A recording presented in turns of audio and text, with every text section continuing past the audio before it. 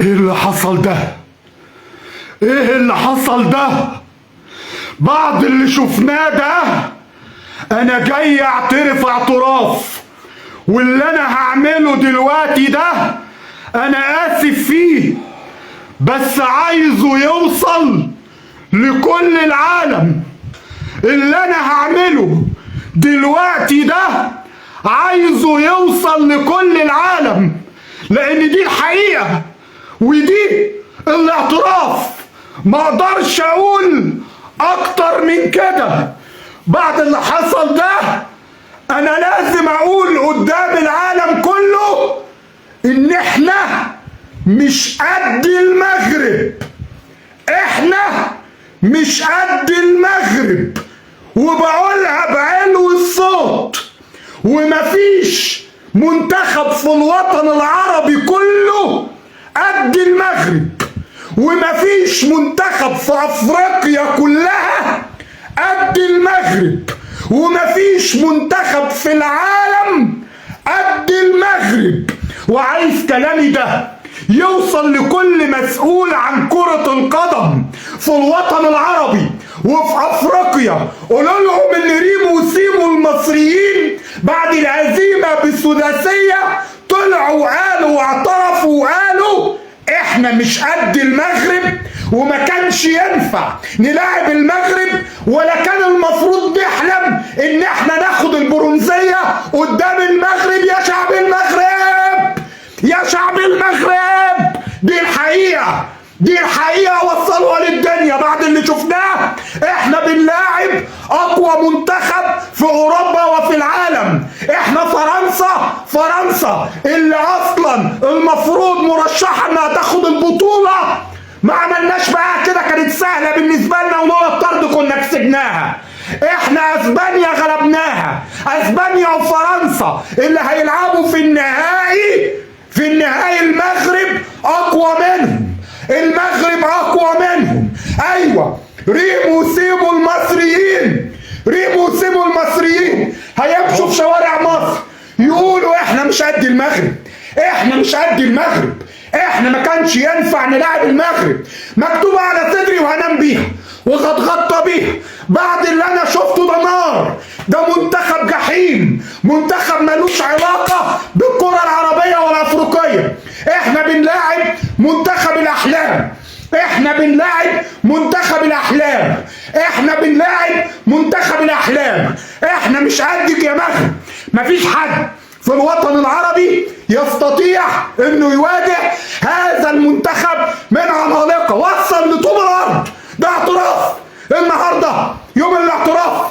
لا الكره المصريه قد المغرب، ولا الكره التونسيه قد المغرب، ولا الجزائريه قد المغرب، ولا الافريقيه قد المغرب، ولا اسبانيا وفرنسا قد المغرب. النهارده المغرب في مكان تاني، المغرب في حته تانيه، المغرب في حتة تانية وفي مكان تاني بعد سداسية نظيفة. برضك شفع المنتخب المصري ده بيثبت وبيقول كلمتين عايزهم كل اللي معايا في اللايف دلوقتي يوصلهم لكل شعب المغرب ولكل العالم العربي ولكل الدنيا.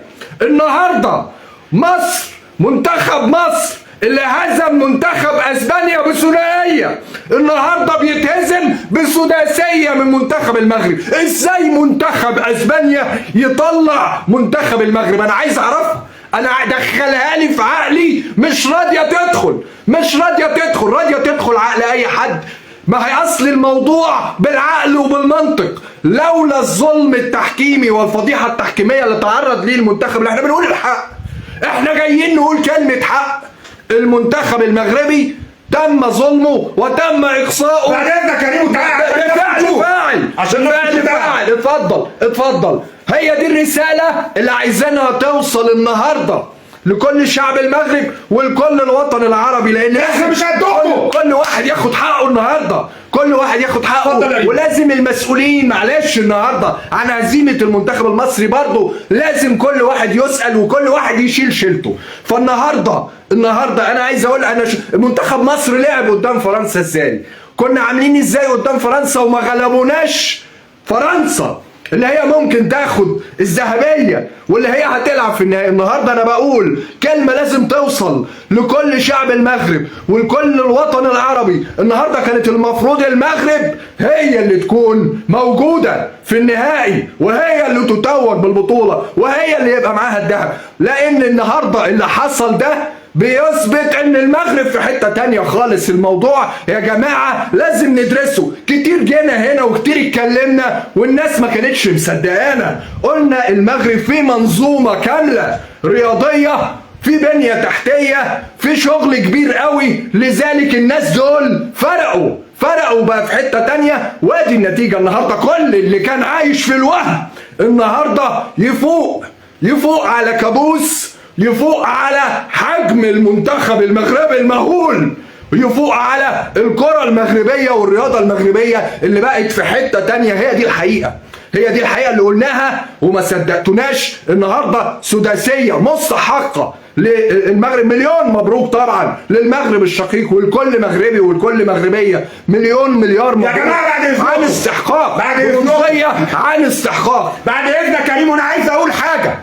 يا ريت اللقطة دي علشان تبقى لقطة السنة، لقطة 2024، اعتراف ريمو سيمو المصريين